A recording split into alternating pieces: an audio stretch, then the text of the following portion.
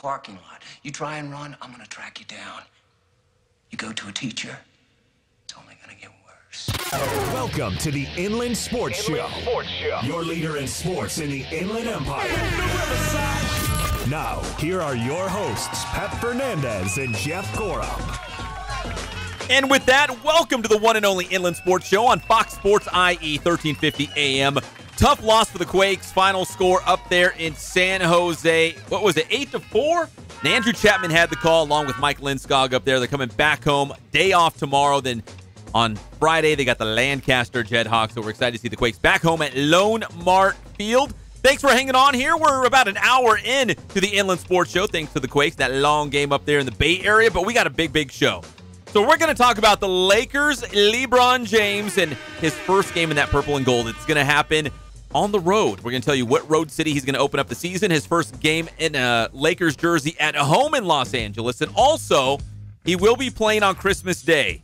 Again, he's always playing on Christmas Day. He's the biggest ticket in the NBA. He's always playing on Christmas. It's always him and the Warriors. So we got those details as well. We're going to talk about some changes to the NCAA basketball world in terms of you can have agents, you can enter the draft and actually go back to school. So a lot of things changing today.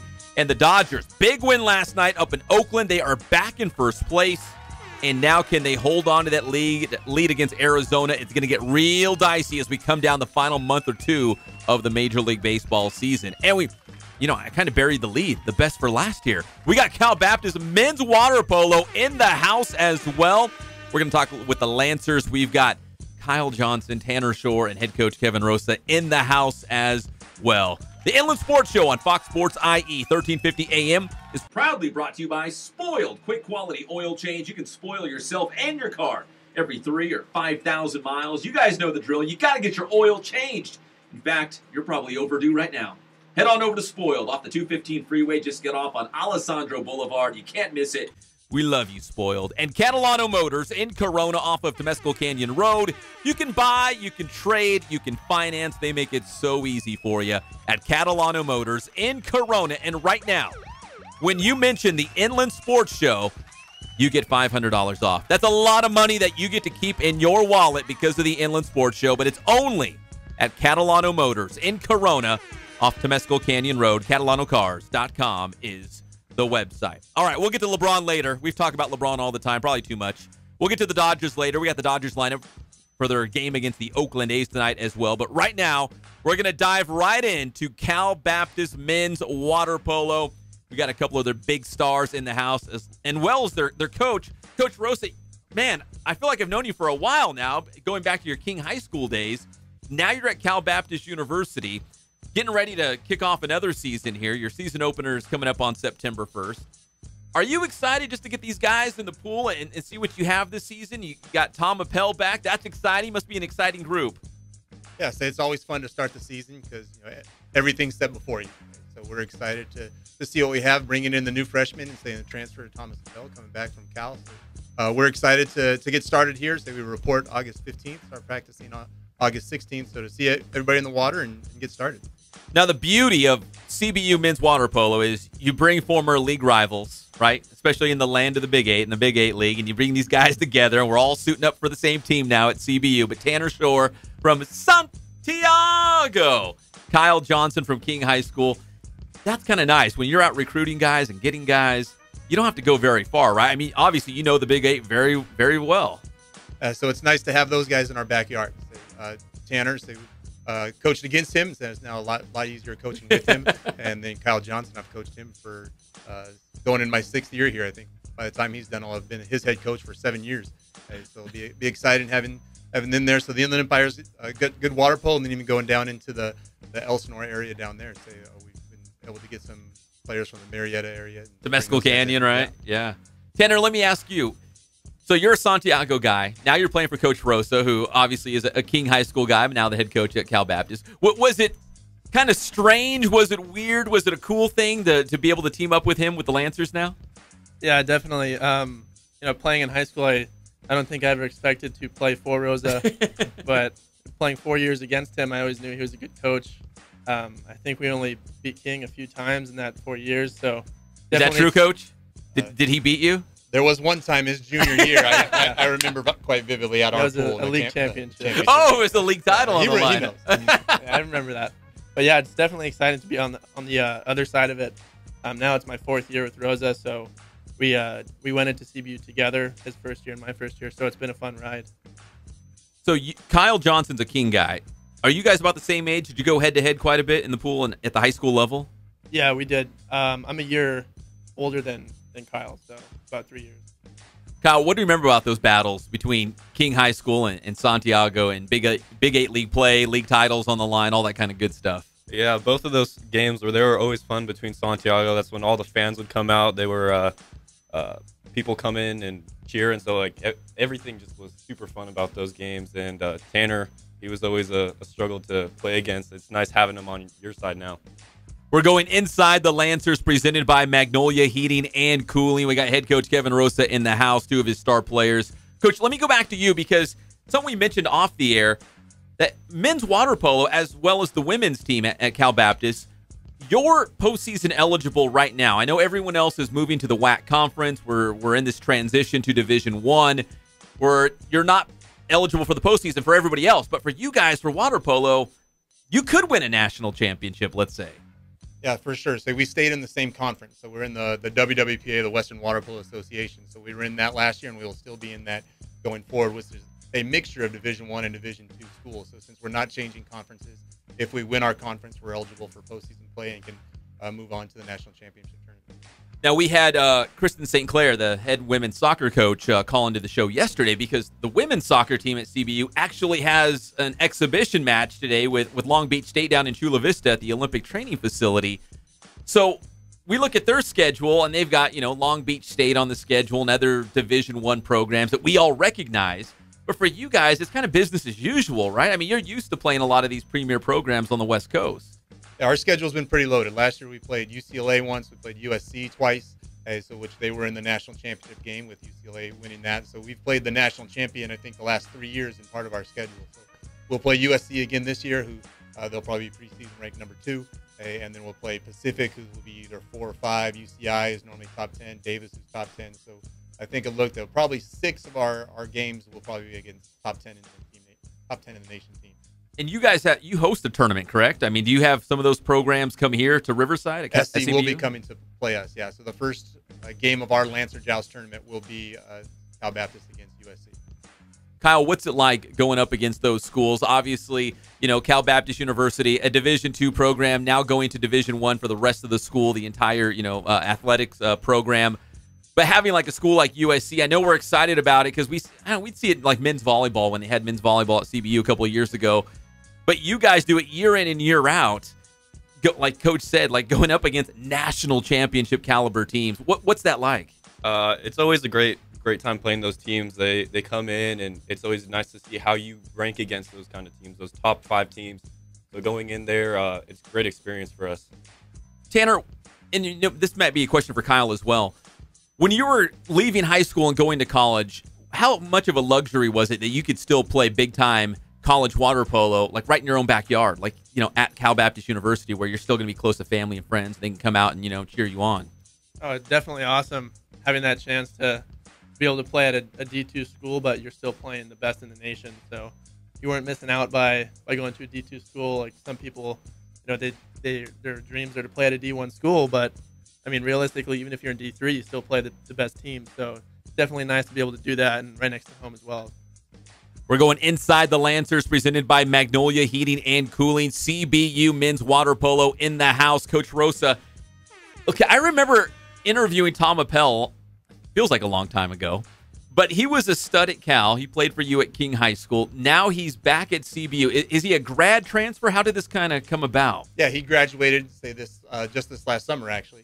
So he'll be that rule where if you graduate, you're allowed to transfer. And he redshirted his freshman year there, so he has a year of eligibility left. So he wants to get his master's in business administration, and he had that at CBU. So he gave me a call, and we were able to put things together and get him in the pool for us. You've got a couple King guys. You've had a couple King guys, I should say, come through the program.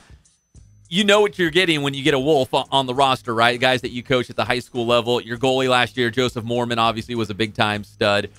You already mentioned the fact that you don't have to go very far to find some really good players. I mean, you've got players from all over the place, but you really don't have to go too far to find those like top quality guys, like two standing right here, Tom Appel. Can you speak to the level of not only water polo at King, the Big 8 League, but the Inland Empire as a whole? You touched on Murrieta, the Temescal Canyons of the world, but there's a lot of good talent here that you can build a Division I caliber team. So we have like a lot of our over 50% of our roster would be people within probably a 20-mile radius of Cal Baptist. So we're able to find those athletes, and you take them, and we're recruiting not only just the talent but the work ethic that we want them to come in. It's not easy. Like I said, we've talked about the teams that we're going to play, so they know that they come here, they're going to have to work hard, and they get out there and mess with the best, and we've done pretty well so far doing that. Kyle, let me go back to you. How grueling is water polo? Because I watch you guys, and I look at all the other sports, and no slight against any other sport, but it's like, man, water polo just seems like so physically demanding, just exhausting. I know the matches are only like an hour or less. They go by fast, but I feel like by the end of it, you guys are just drained. How grueling is water polo? It's definitely a tough sport. It isn't for the faint of heart. You go out there, but it's fun to battle against people. You really get to a little cardio, a little endurance, and then you really have to wrestle with guys. So it's definitely a fun sport if you're into it. Tanner, is it physical? I mean, yeah. It looks physical. I think it's a good combination of like pretty much every physical sport there is in water. So you don't have much time to rest. Even when there's a foul, you still have to be treading water and having big 250-pound guys hang on you. So. Have you guys had any like nasty injuries? I don't know. Bloody nose, someone punched you in the face, anything below the water? It's a family show. Yeah, always. I mean, I think in college, I think part of the way I play, I like to, I'm not too physical because I don't want to get into all that, but every now and then that'll happen. I think the biggest injury I've had, I broke my thumb in high school, but that was just deflection off a ball. So nothing too crazy on my part. How about you, Kyle? Yeah, I go against the biggest guys, so I'm a center defender. So I have the big horses come in, I have to go against them, and they're usually pretty aggressive. So fighting against those guys is definitely a fun time. My worst injuries, I got a concussion last year, and thinking about like you wouldn't think much about a concussion, but it actually is pretty tough to get back into it. And then I've broken a couple fingers. So if people aren't familiar with water polo, let me go back to Kyle on this one. As the center defender, it's almost like basketball, right? Like someone's posting you up. They're calling for the ball, and they're trying to post you up, spin around you, elbow you in the face. Like, kind of describe what you're doing out there. Yeah, so it is kind of like basketball. On offense, I'm kind of like the point position, but when I'm guarding, it's someone coming in, posting you up. They're trying to hold position towards the side, and then they get the ball, and they want to score. So you're trying to do everything to prevent that. We got the CBU men's water polo team in the house here on the Inland Sports Show. We started a little bit late for Quakes baseball, but that's okay. We got the Lancers in the house. Coach Rosa, you had an awesome goaltender, Joseph Mormon. In fact, we interviewed him last year, a King guy. How do you replace a guy like him, and who are some of the goalkeepers that you're going to be looking to now to kind of fill that spot? I say Joseph was great to have on the team, another guy that I coached for 6 years. We have quite a few goalies on the roster that they are vying for that time, so there'll definitely be a healthy competition, practicing games to see who wins that spot. We have 3 guys that on any given day give us an opportunity to win. All right, so that would be Matt Miller, he's a redshirt senior. Gabe Thorne is a redshirt sophomore, and then Tommy Lotero is a sophomore, the younger brother of Johnny Lotero. So you got some guys waiting in the wings, hopefully to step up and be that guy in the net, right? That's for sure. I mean, we're going to evaluate them through the first couple weeks of camp, and hopefully we can narrow that down to see who's going to step up and win the job. And that's what we're looking for. We don't want to give it to somebody. We want somebody to go out there and earn it, not only with his play in the field, but with his leadership skills with the rest of the team. Now, we got camps all over the place. We got NFL training camps. We got water polo camp at CBU and all the other fall sports getting into it as well. When you look at training camp, obviously it's going to breed competition, right? Like guys are going to be fighting for starting spots or just getting minutes out there. What are you hoping to gain out of training camp? Come out healthy, like nobody gets hurt, maybe guys secure jobs. You kind of know the rotations, who's going to get some playing time. Like, what are you hoping to accomplish with training camp? Yeah, being healthy is good. Obviously, the fall season is always tough because you're coming off a couple of weeks off, or depending on what your summer program is. So we want to get them in shape, but also we need to evaluate them as well. So there's the balance of working them hard, but also evaluating, because we have, you said, a game September 1st against Long Beach State, which is probably a top 6 team in the nation. So we want to get in shape, but also be healthy to go into those games. And yeah, we want to find out what we have. I mean, we want to mix the young guys, see how they're going to react to college level water polo, and we're looking this year just for some intense practices. Okay, so we know that for us to compete against the teams we're going to play in, we can't be taking plays off. It's every single possession, from offense to defense, defense to offense. It's going to have to be a full of energy, 100%, and so that we can accurately evaluate everybody. This might sound like a ridiculous question, but do you ever go on campus with the other student athletes at Cal Baptist, and it's, I don't know, 106 degrees out, and the soccer team's out there running laps and doing their thing, and you guys are hopping in the pool, right? Like you guys are in the pool, not so bad. Do you ever get that from the other athletes? Like, oh man, it's really hot out here, but you guys are in the water all the time. You guys got it good. Yeah, I always look at the soccer players because they're right across. They're kind of close to the pool, so every time I get out and I see them, I just feel for them big time. And I'm not one to run or anything, and especially when it's over 100 degrees, I can't imagine that. It'd be rough. Yeah, I have to agree with Tanner on that one. You see him out there, and then you just feel for him, and that's all it is.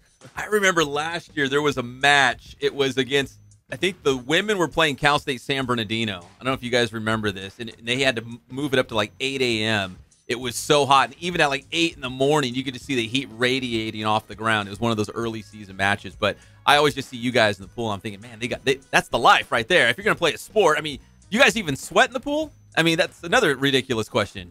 Yeah, we definitely do, but you don't notice it because you're already wet. So, I mean, you can't feel it at all, but you definitely are because you're working in there. So, Coach, do you do a lot of training on land? Or is everything in the pool? Like, if you want to do cardio, and did you have them swim laps, or do you actually have them run around sometimes on land? We'll do a little bit of running. Okay, so we'll run around the school. It's called the Lancer Loop, so it's kind of about a 2-mile perimeter of the school. We'll also try to do Mount Rubidoux once or twice. Okay. So go do that as a team bonding. We like to go up there. So they go up to the cross. We try to have an ex-player come and do a team devotional. Say up there, so just talk to us, and then we'll go in the weight room as well. So our new strength conditioning coach is big with some circuit-style training. So I know the first day on that Thursday we'll have a weight room session in the morning. In the afternoon session, we have a circuit-style training, and then we'll also do that 2-mile run. So we'll probably, on average, about an hour of weight room, and then maybe a little bit more, say, of some cardiovascular stuff running, but not too much. They don't look too too lean, or yeah. They don't make it look pretty when they run too often. And I would not mistake them for cross-country runners either. They're pretty filled out. Do you guys spend a lot of time in the weight room? Like, how important is it for you guys not to, quote unquote, be pushed around in the pool? Right? You gotta have some physicality to your game.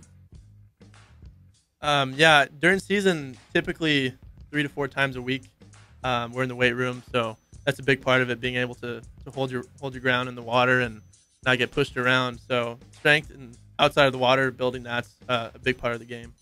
Yeah, like I said before, like you have to have a few aspects to play the sport. Like you have to have the endurance part, and then you have to have the strength part. So it's definitely important to get in the weight room so you don't get pushed around. All right, we're going inside the Lancers, presented by Magnolia Heating and Cooling with the CBU men's water polo team. Let's take a break right now. When we come back, we'll have more with the Lancers, and also later in the show, again, more on the Lakers' schedule for next season. When will we see LeBron in the purple and gold? Also, new rules hitting NCAA college basketball, and we've got a major leaguer rehabbing with the Inland Empire 66ers as well that we'll get to. You're listening to your favorite show, the Inland Sports Show, on Fox Sports IE, 1350 AM.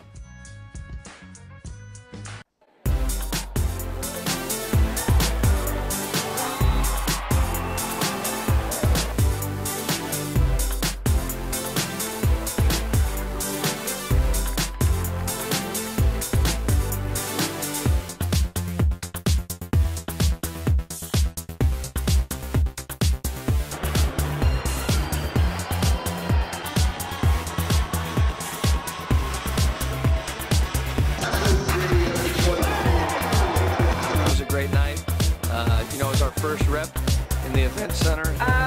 Yeah, we have beauty mark on our forehead. A couple of subtle differences. Madison's face.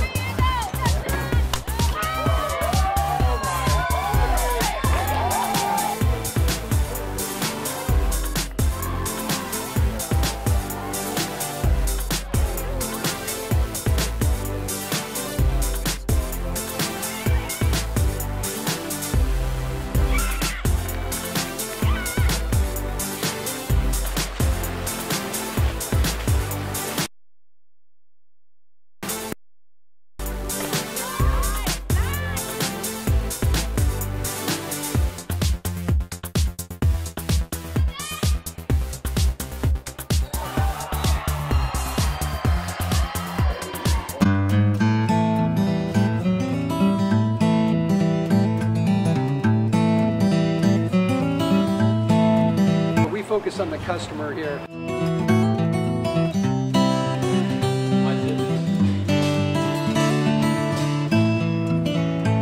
Believe it or not, that is the biggest thing for customers on an oil change. They just want the convenience of coming in, driving in, getting it done, and driving out.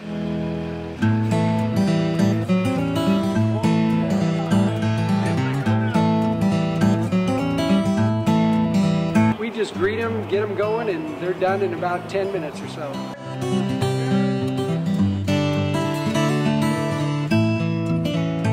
We don't push any sales on them. We do. That's what sets us apart is our customer service. Vacuumed and cleaned your windshield for you as well. Everything's looking pretty good. You come into us one time, believe me, we'll spoil you and you'll be ready to come back the next time.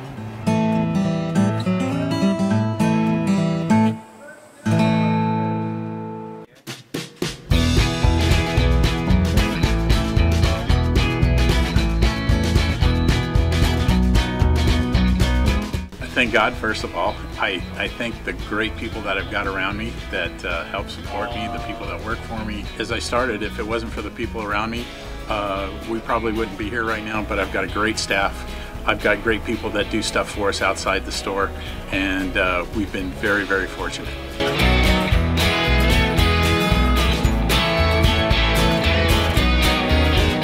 Our service is impeccable, and we just keep trying to get better every year. We can do online stuff for your teams, as well as, like I said, the screen printing, the embroidery. We also have 3 women that do extra sewing for us, like tackle tool on uniforms, or the bling or rhinestones for different shirts for the ladies. That's why we have certain racks just for certain schools, and the fun about that is that it turns into other schools that may come in here that aren't as close, that we can do stuff for them as well. We've had very, very good customers throughout the years, and it's just been a blast.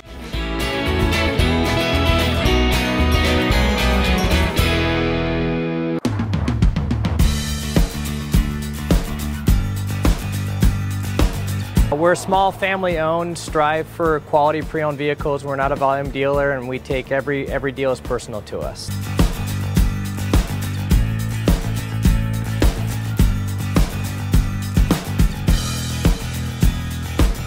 We're a low-stress environment. We're not a pressure sales house. If you want to shop us, you're more than welcome to shop us. We have, like I said, great rates, competitive financing, a lot of one-owner, clean Carfax, clean title vehicles. As you see, we have Carfax everywhere. That's most important to us, to educate our customers before they make a purchase.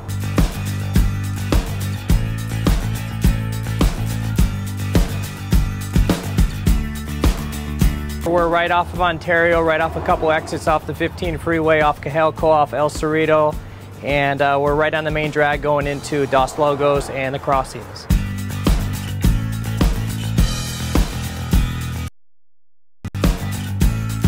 We have great financing, we have great lenders that we're using. We do buy, sell, trade, cash for your car. Whatever we need to do to help accommodate the customer, that's what we're here for.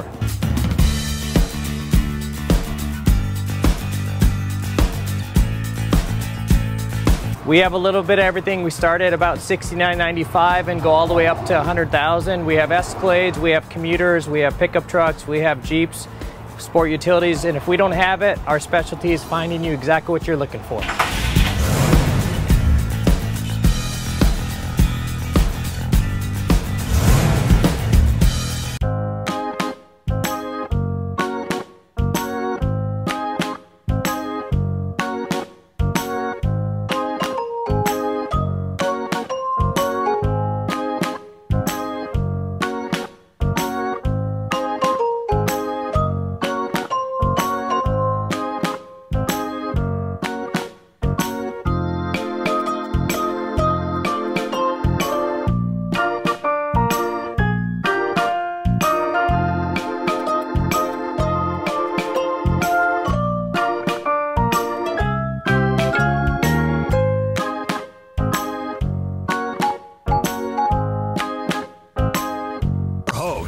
Pep Fernandez and Jeff Gorham.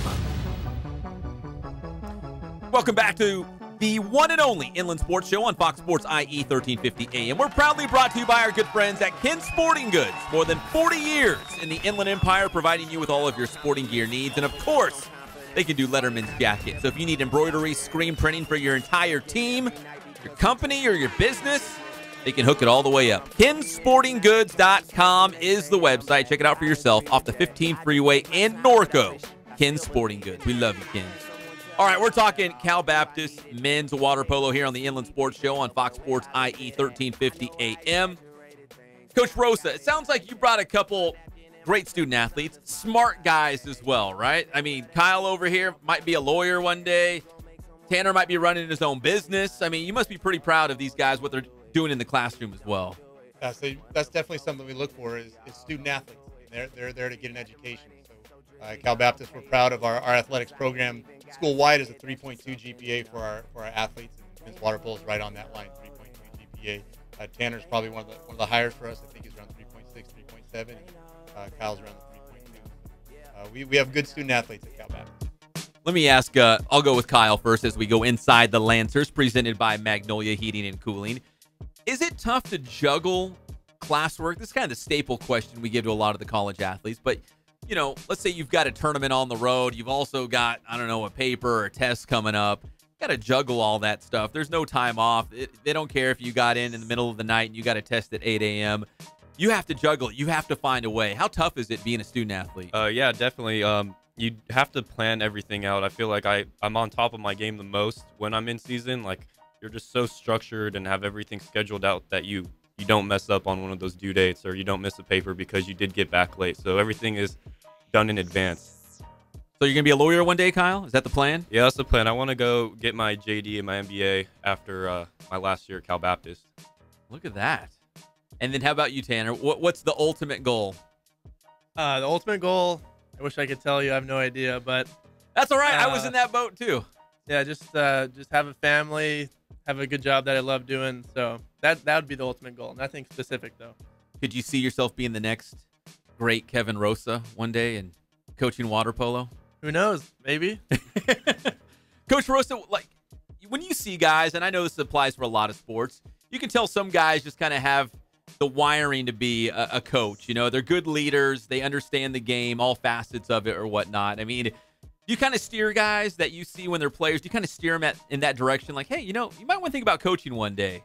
Yeah, there's some guys that you have that, you know, the analytical guys, the guys that are looking that way. So, you know, you have to find out what they're doing. I mean, we have a guy right now on the team, Ryan Sargis, that's how he makes his living, so to speak, in the water. Say he's not the fastest, he's not the strongest, he doesn't have the best shot, but he knows the game really well. Say he can, you know, process X and O's, and I say he's one of the, like a situational guy. So I know if we're, you know, up by one with 20 seconds or down by one with 20 seconds, who am I going to put out there that I think will be able to process the situation best? So you have guys like that. They say, hey, I think you can do this, and you know, tell them what the process would be.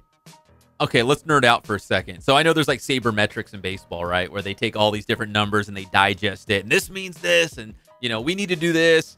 Is there something like that for water polo? Is there a stat coach that you look at? I don't know if it's goals against, time of possession, saves. I don't know what it is. But is there certain things that if you look in a box score, you can be like, okay, if we won this battle, I know we're going to have a chance to win the match? There's definitely things that we look at, saying there's more coaches that are more into it than others, just like other sports, like the University Pacific coach. He's kind of an analytics master for water polo. But yeah, we look at our 6-on-5 percentages, so that's our power play, so to speak. Okay, so what's our conversion rate for 6-on-5s, and then on the other end, how well do we stop 6-on-5s when we're the 5-man? Okay, so we definitely look on that. And then one thing we're going to start looking at this year is just goals per possession. And whether that's giving up goals per possession or scoring goals per possession. And, you know, that's really what it comes down to. It doesn't matter how good it looks, you know, per possessions, how many goals are we scoring. So that's something that we're going to try to look at a little more this year. Your season opener is September 1st against Long Beach State. I believe that's at UC San Diego, right? That's a tournament down there. What are you hoping to accomplish between now and that September 1st date to make sure you guys are ready to go into this next season? So primary number one is to get in shape. And you talked about number two would be to be healthy for that. But we expect some freshmen to come in, and like we talked about, a transfer player to come in and to mesh those guys as quickly as possible. Okay, so there's always going to be learning things out there, saying it's not going to be the easiest path. Okay, so, but we want to get them in and get them experience so that when we do start playing games, they're ready to go. So that comes into bringing the game level atmosphere at practice, all right, so that we can accurately evaluate those guys. So for guys, the veterans over here, like Kyle Johnson and Tanner Shore, when you got the young guys coming in, do you try to, open up your arms and embrace them, or do you kind of like push them a little bit and say, hey, this is what it's going to take to compete at this level? Yeah, I think we definitely open our arms to them, but the biggest thing is getting these new guys and showing them that it's a competition. I mean, we're a team and we're a family, but we're not going to let you take our spot. So you're going to have to work for it. Yeah, and you guys are they should know about Tanner Shore and Kyle Johnson, right? I mean, you guys are the stars. So is it the same way, Kyle? Like, obviously, when you want to bring new guys into the fold and part of the culture, but at the same time, kind of push them along, right, in camp? Yeah, you want to make sure that we're all meshed together and we have that team chemistry, but then there's that competitive aspect where you want to show them how this level is. So it's definitely harder than where they're at before.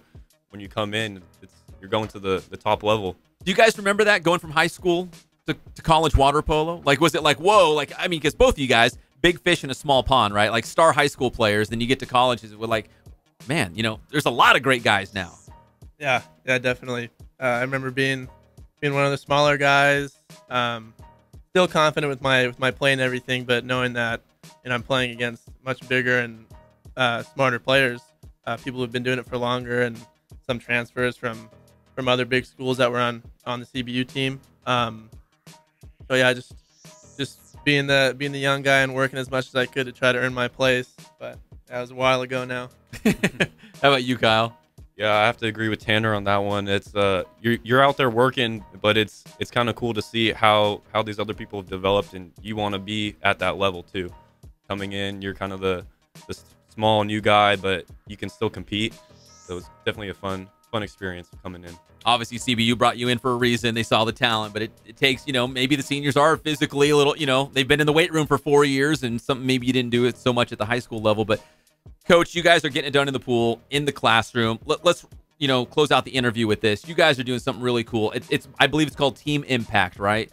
And you guys have brought a young man into your program, really made him a part of the team, it sounds like. Yeah, so it was awesome. We have Davis, who joined our team last, probably November. So we were able to have a signing day ceremony for him. So we brought him on campus, and they had a ride up there. And yeah, so he comes to some of our games, some of our preseason meals, our pregame meals, and he's just part of the team. Okay, so the guys love seeing him.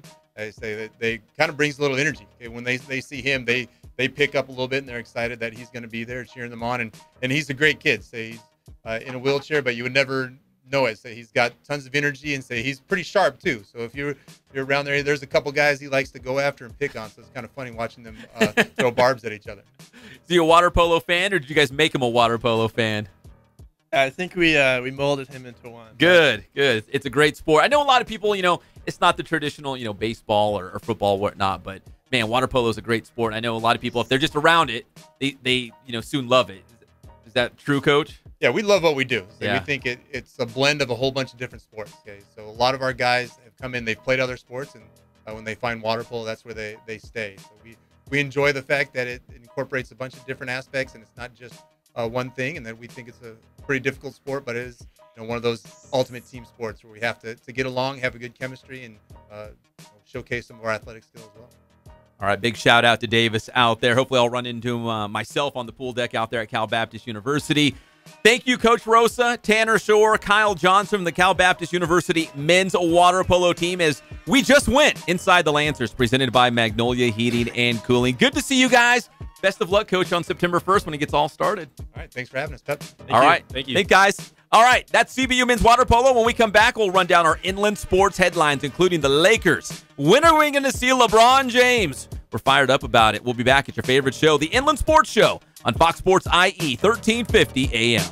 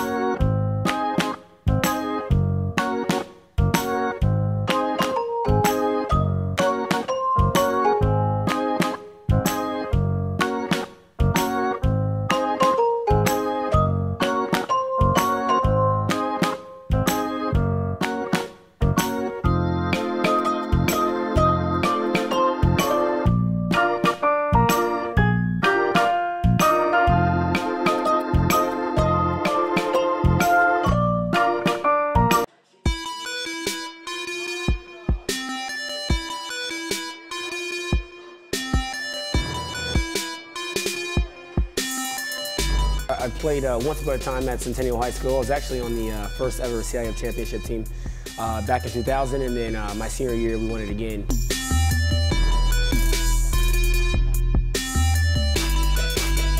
I think that's my passion because I've done it. You know, I know exactly where these athletes are at. I know what their mindset is right now. I know how hard it is to, number one, find a performance coach who can take you to the next level.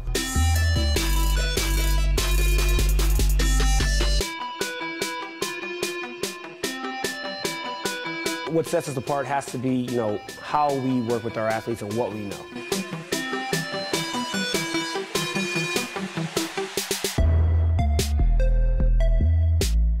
We can take an athlete and you know, help them reach their athletic potential, you know, help them, you know, prevent injuries, help get them stronger.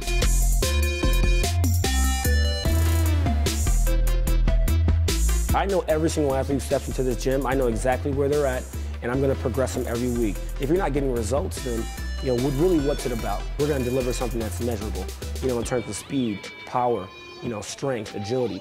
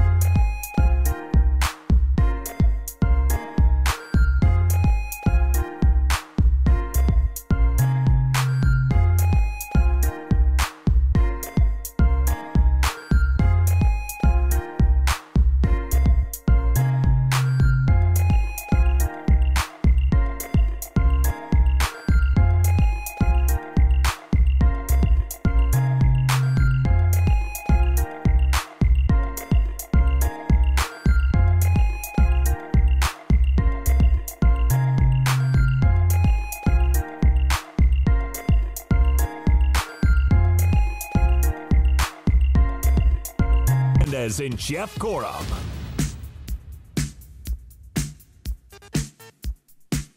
Welcome back to the Inland Sports Show on Fox Sports IE 1350 AM, live and amplified every single day from 3 to 6, unless the Quakes have an afternoon game. We started a little bit late, but that's okay. Tough loss for the Quakes, 8-4 against San Jose. Day off tomorrow for the Kook. The Rancho Cucamonga back at Lone Mart Field on Friday night against Lancaster. The Inland Sports Show proudly brought to you by Catalano Motors in Corona off of Temescal Canyon Road. You can buy, you can trade, and you can finance. And best of all, you can save $500 every single time you mention the Inland Sports Show, but only at Catalano Motors. You're going to save thousands of dollars already on their weekly specials, but mention the Inland Sports Show and take $500 off. Only at Catalano Motors in Corona, off of Temescal Canyon Road, and online, CatalanoCars.com. All right, welcome back to your favorite show. Big thanks to Cal Baptist University Men's Water Polo checking in, getting their season started. CVU men's women's soccer down on the road in San Diego, taking on Long Beach State today. Jeff, are you doing like breakdancing? I think you've been up so long because you got up really early that you're delusional right now. I am not. I got Eddie Grant on the brain, baby. Woo. Oh, Eddie Graham, is that the guy who's singing? Yeah, whoa. How do you not know Eddie Grant? Got to go on down to Electric Avenue, my friend. Eddie Grant. I think it's Eddie Graham. No, it's Eddie Grant. Eddie Grant? Yes. Oh, I still don't know who it is. Come on. Do you know the song? No, I know it. Yeah, I've heard Great it. song. Electric And then Avenue. we take you higher. Like, what does it even mean? I don't know. It's great, though. And going down to Electric Avenue. Have you ever been to Electric Avenue? Is that the electrical parade at Disney? No. Oh, I've seen that. I'm going to guess and say it's... no, it's not. But for me, Electric Avenue is Las Vegas, my friend. Oh, Las could Vegas. be, right? All the bright lights. Oh, I love myself some Las Vegas. Hey, we got to get to our inland sports headlines. There's a lot going on. There is a ton, Pep. And the gift that just keeps on giving. His name is LeBron James. Yes. I'm not a fan, but I appreciate him. He's good, but I'm not a fan. I love him. If you are a LeBron James fan or a Lakers fan, you're going to wake up on Christmas Day, and it's going to be the best day of your life. LeBron James, for the 4th straight year, will be playing on Christmas Day against the Warriors. This time, of course, it's in the purple and gold. Jeff, are you fired up? It was the night before Christmas, and all through the house, not a creature was stirring. But maybe LeBron James, baby! Yeah! I love it! You know what? I'm not surprised. Obviously, you're going to put the Warriors, the defending champions, the best team on the planet, on Christmas Day. Everyone wants to see LeBron James on Christmas Day. Lonzo Ball! Are you serious? Rajon Rondo, Michael Beasley. The whole gang. Oh, the gang it is, Lance Stevenson. Now, of course, we'll see the Lakers in training camp. Mo Wagner. But the first time we actually see them in a real live breathing game, regular season game, will be on the road in Portland. The first time they're at home will be against the Houston Rockets. This will come in the 3rd week in October. So if you're a Lakers fan, the first time LeBron James plays in a real game will be in Portland. A couple nights later, he'll be back home taking on the Rockets. Have you noticed something here with the schedule? What?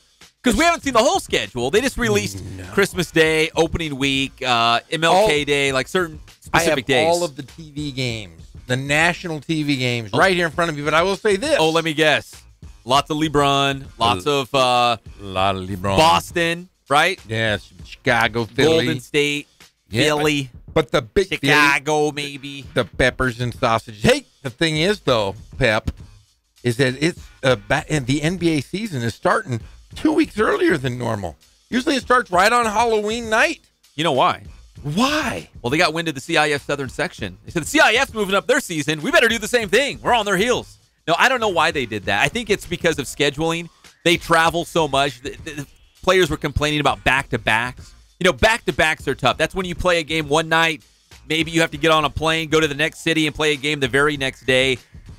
Even just another week of breathing room will give you that luxury of being able to schedule games farther apart. Does that make sense? Yes. Hey, you know what I'm really looking forward to? Is when LeBron James goes back to Cleveland November 21st.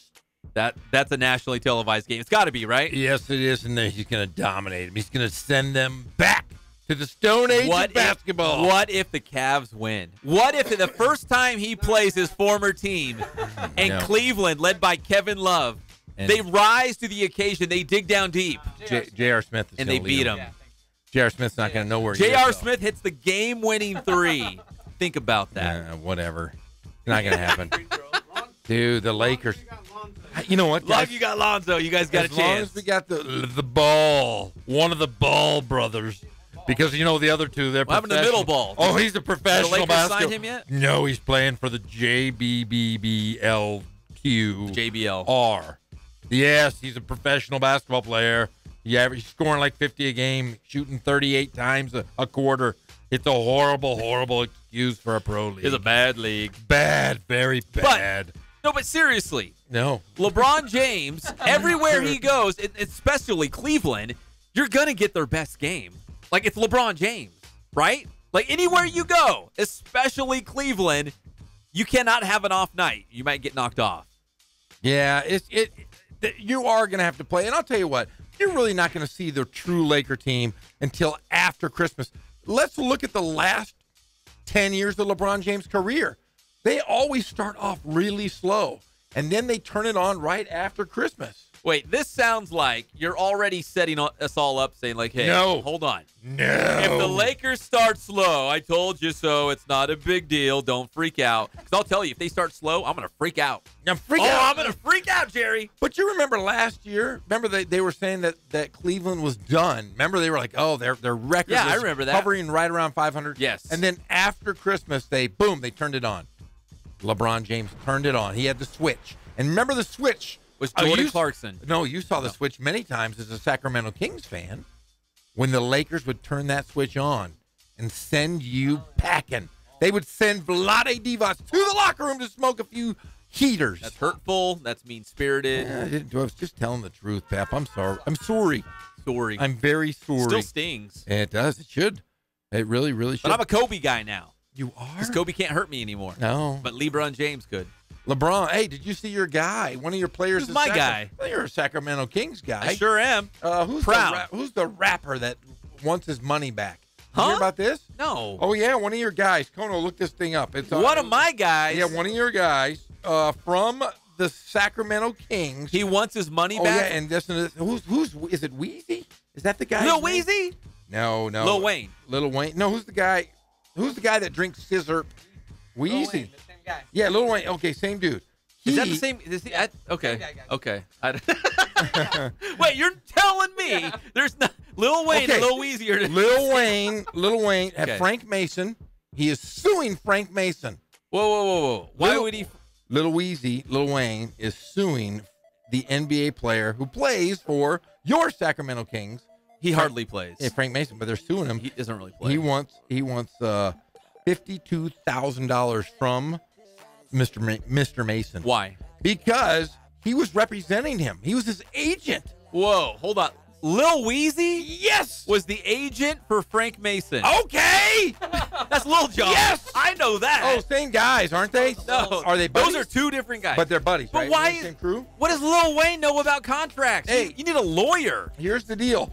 It just says Young Money Agency, so I don't know if it's he just owns this agency. Yes. Right? If Lil Wayne is sitting in the boardroom at the end of the table reading over all of the legal jargon of a contract, drinking some scissor. Dude, yeah, that's not going to end well. Yeah, but Purple drank. My purple. Let's do some double the solo cups.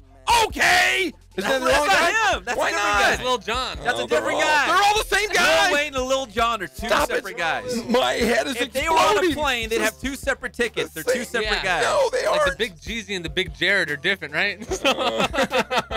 Okay, here's the deal, though. He forwarded him. He said, I'm going to give you some money, some cash to set you up. And then he gave him a chain, gold chain. He wants that gold chain back, and he wants restitution. Wow. Totaling 51. Oh, he wants 92,000 now in cash plus the chain. And the chain. Yeah, because he's no longer representing him. Went sideways. Yeah, that's your Sacramento Kings. That's who's representing. No, he hardly plays. But he's representing one of your Kings. You don't see any of that with the Lakers organization. I don't think I've ever seen Lil Weezy courtside up there and sat down. Okay! Not the same guy. Come on. No. Does he have grills though? He has a grill, doesn't he? Oh, I'm sure he does. I want a set of grills. Lil Weezy. Greasy. He might be the ugliest man in rap. Who? Weezy. Weezy? Ugly little man. Young. Yeah. Whatever his name Young is. Money. Whatever. Because money don't sleep. All right. Money don't sleep. Okay. I'm sorry. I just had to tell you that. All right. So we're going to see more and more of this NBA schedule. But if you're a Lakers fan, those are the key dates for LeBron James and the Lakers coming up. So, again, set your Christmas social calendar now. Set your TiVo right now. And it's the primetime game, right? Isn't it the primetime game? Of course it is. So, and like it's in Golden State. Yes, it's in Oakland. Yes. So you can get up, do the presents, eat Christmas. We do lunch, maybe early dinner. I don't know. Pretty nice little Saturday. I eat but porridge. then you watch LeBron. Porridge. That's what you have on Christmas? Yeah, it's not too hot, not too cold. Just right. Just right. Yeah. All right, Goldilocks. All right, thank you. All right, here's the other big news. Besides the Lakers' schedule coming out, NCAA basketball has changed the way the NBA draft's going to work. So here's the way we understand it. Beginning next year, guys in college basketball can enter the NBA draft. They can even have an agent. But if they are not drafted, they could go back to college. They could go back to school. Most of these guys, if you're not drafted, what do? You try to get on with a G League team. You try to get maybe on a summer league team, an invite to training camp. You go overseas and chase some money. But now you could actually go back to school. What do you think about that, Jeff? Well, I honest to goodness, I think this is just a screen.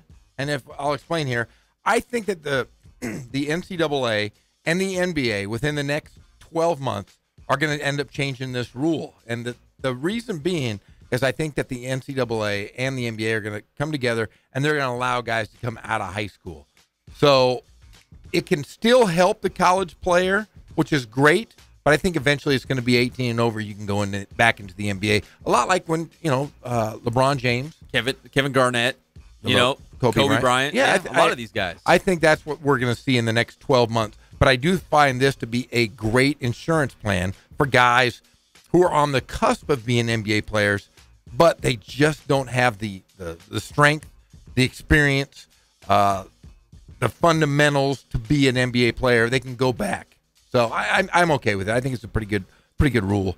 I think it's a little sad that they're doing it now. It probably should have been done prior to the NBA draft because we saw a lot of guys this year, more so than we have in the last 25 plus years of guys that put their name into the draft and then they weren't drafted. So there's guys now that won't get a shot to even play overseas, and they were good college basketball players. The NBA is so different because look at Major League Baseball. What, they have 40 rounds? Yes. In their draft? Even football, what is it, 6 rounds now? 7 rounds? 7 rounds. Yes. NBA's two rounds. And even guys that are drafted in the second round.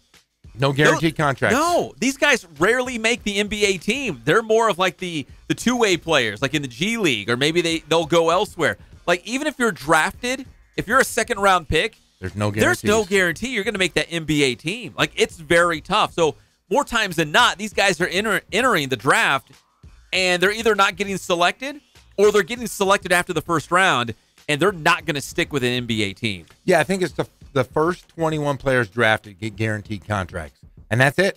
The first 21 guys. After that, it's a crapshoot, really. I do think this is a very good decision by the NCAA.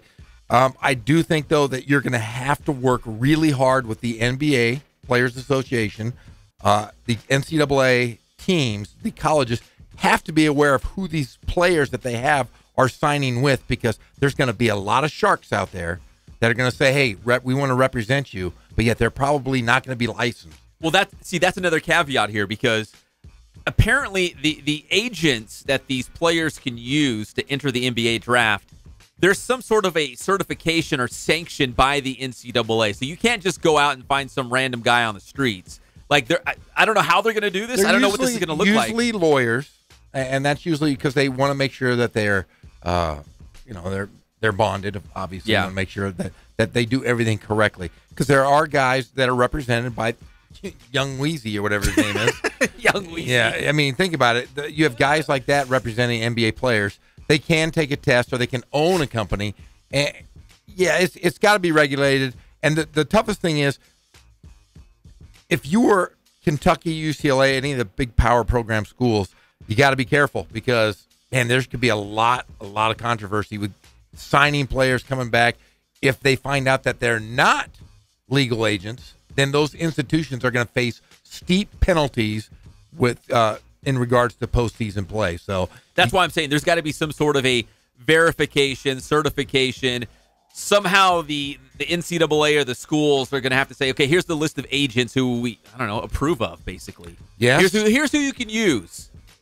Here's who we trust. Here's who we know that are already in line. They've passed our whatever verification. Yeah, I just think this leads me to believe this is just the first step. I think, like I said, within the next 12 months, they're going to say you can be 18, just like you can in baseball, basketball, hockey. You can be in high school, for gosh sakes, and go pro. In tennis, you can be a tennis player. So I think the NBA will make that adjustment here shortly. I would say pretty soon. Now, changing gears from college basketball to high school basketball, we talked about what the names we just dropped: Kobe Bryant, Kevin Garnett, LeBron James. But those are only a small handful. You know how many guys came out of high school straight to the NBA and they just faded off like, of course, like Thanos snapped his fingers and just dissolved? Yes. They just went away? Yes. So, it doesn't, it happens, and some of our greatest players in our modern era have come straight from high school. But really, I'd love to see a statistic. It really doesn't happen that much. No. There's a lot of high school guys that have made the jump into the NBA, but they're not mature enough. They're not mature enough physically, mentally, and fundamentally. Like I said, they don't last because they are given, hey, if I gave you, Pep, a young 17-year-old boy, 18-year-old man, I gave you $5 million, how would a young Pep deal with that situation? Would you continue to play hard, or would you say, I got $5 million in my bank account, I'm just going to go out and enjoy myself? Yeah, being real, I probably would not know how to handle it. And that's the problem is. That's why you see a lot of great players play community college sports, because they're not able to handle the 4-year level. They're not able to take care of themselves. They have to mature. That is a tough situation for a 17, 18-year-old young man who comes from nothing. I mean, absolutely nothing. And you say, here's $5 million, $10 million, $20 million. It's hard to stay focused when you get that kind of money. I think college basketball is trying to find a way to be, if I can steal a term from you, Jeff, simpatico at the NBA. Yes. They like having college basketball as the breeding ground for future NBA stars. Yes. I think they want to keep it that way. I don't think they want to see guys bypass college basketball. There's a lot of great teams. There's a lot of great coaches. People love college basketball, March Madness, these rivalries. We love it. But, can you imagine if you take college basketball out of the equation? You'd almost be getting the leftovers. If guys are just jumping straight to the NBA or turning pro and they're not going to Kansas or Kentucky or Duke or UCLA. Well, I think this rule will alleviate that, and I think that's why the NBA will go to an 18 and over. But they will have guys that will sign to go to Duke, North Carolina, that will declare for the draft, but they'll be able to come back if they're not drafted. I think it's a good new rule by the NCAA, but I think it's going to open a lot more problems for the time being. They're going to have to figure out a way to police this with the NBA and the NCAA. They're going to have to work together. It's a good safety net. Yes, I agree. For a guy who maybe plays, let's say, 1 year in college, and you're thinking, you know what, I don't know, I'm hearing from scouts I might be like a late first-round pick, early second round. I don't know if I should enter the draft. Maybe I should go back to school for another year, increase my draft stock. Now you could do it. Let's say you're in a second-round pick, and you're like, yeah, I just got drafted by the Warriors. There's no way I'm making that team. I'm going to go back to school. But now what do you do if you're an NBA team and you draft a kid and he goes back to school? Yeah. How does that work out now? I think that the stipulation will be if they're not drafted, because there's just 2 rounds. If they're not drafted, hey, then you have an opportunity. In the past, you had no opportunity. If you stayed within the draft, you went to the combine, there was a certain date cutoff. Now I think that date will be eliminated. If you're not drafted, go back to the NCAA. Now, we just talked about Lil Weezy. Can we turn back the clock and talk about MC Hammer just for a moment? Oh, I love MC Hammer. So the Dodgers are back in first place. It's a good feeling. It's a great day across the Inland Empire. The Dodgers are back in first. They beat Oakland last night 4-2. The A's are the hottest team in baseball. I'm not ready to say they're going to catch Houston, but they're right there on their heels. But MC Hammer was at the game last night in Oakland. He played minor league baseball for the A's. He was also a ball boy. I think he retired in Tracy, too. In Tracy? Mm-hmm. Did you not know that he played minor league baseball for the A's? No, I did. He's from Oakland. And he was a bat boy. I didn't know he was a bat boy. Yes, he was an Oaktown 357 bat boy. I'm just telling you, man. Strong in the rap game. Yeah, I lived in Oakland, man. But he was out there. He's still an A's guy. Of course he is. The A's, they had some lean years. They don't have a lot of superstars. They're good. Don't get me wrong. They're good. Yeah, but if you said, hey, who bats cleanup for the A's, no one's going to know. No. That's wrong. Okay. It might be. Oh, some guy, Olsen, Chapman and Olsen? Yeah. Oh, yeah. Andrew Chapman. But I'm just saying, MC Hammer. Oh, Matt Jones. Green and gold through and through, man. He was there last night throughout the first pitch. The Dodgers won the game, but he's still an A's fan, and they're good again. So, same two teams tonight. Short little 2-game series for the Dodgers and the A's. Dodgers won 4-2 last night. Later in the show, in less than an hour, because it's a short show now. Oh, my gosh. We'll have that Dodgers lineup for you tonight as they are back in Oakland. Rich Hill got the win last night. Austin Barnes, the pride of Riverside Poly High School, knocked in a run in that 4-2 win. The Angels also won last night, 11-5 against the Detroit Tigers. Shohei Ohtani went deep. So did Justin Upton. Upton's got 22 home runs on the season. He's having a nice season. Yeah, and if you're an Ohtani fan or an Angel fan, and it does look like it's not going to be poppycock. It sounds like Mike Scioscia is probably going to step down sometime in September. Who told you?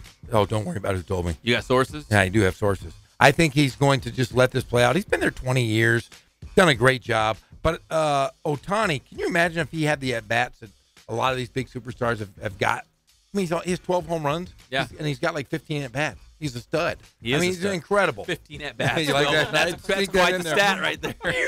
But no, I understand what you're saying. Like, yeah, he's done a lot with a little.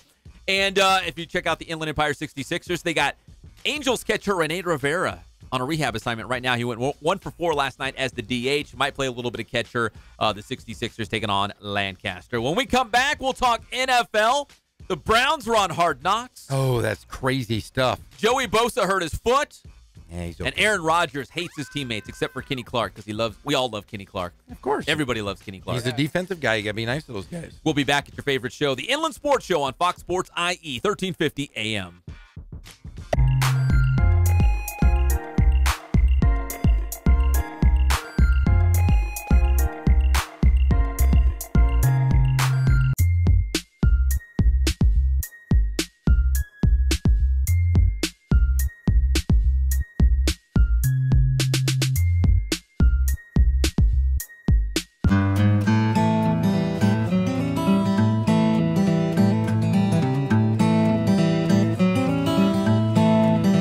Focus on the customer here.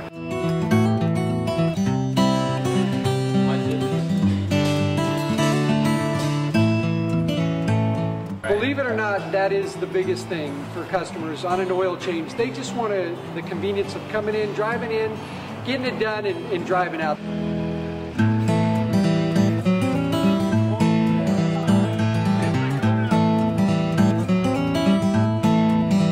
Just greet them, get them going, and they're done in about 10 minutes or so.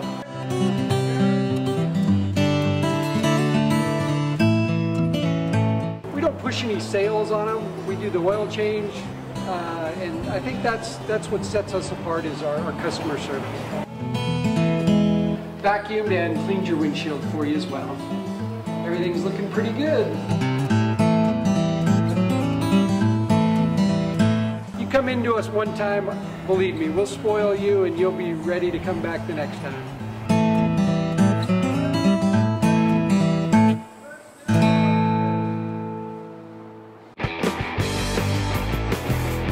How you guys doing? Coach Ray here. We're back at the BPC. Wanted to continue our movement-based mechanics here. We're talking about a back pedal. So today we're going to demonstrate how we program our back pedals, how we teach mechanics, and how we execute.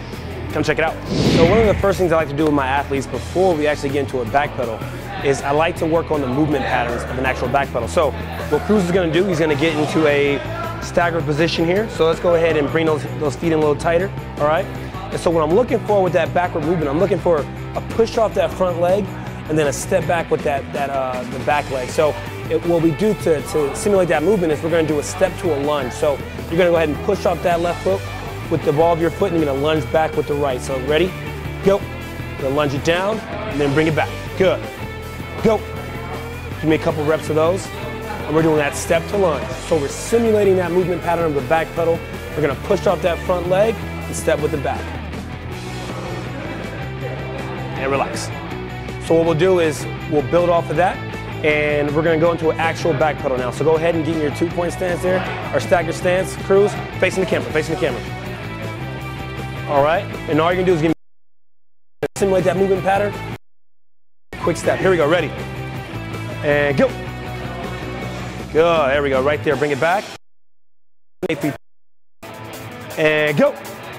Good, so you work here, First 2 steps, we got a push and a step. Push and a step. Ready?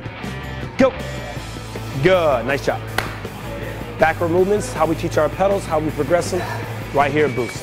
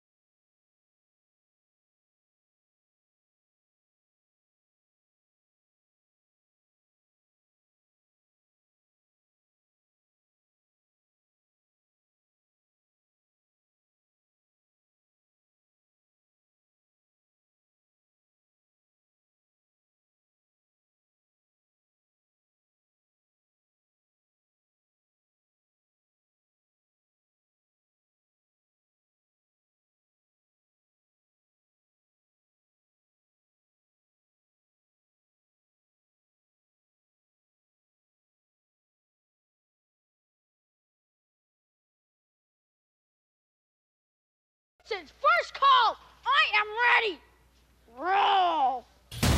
We're back to the Inland Sports Show. Here are your hosts, Pep Fernandez and Jeff Gorham.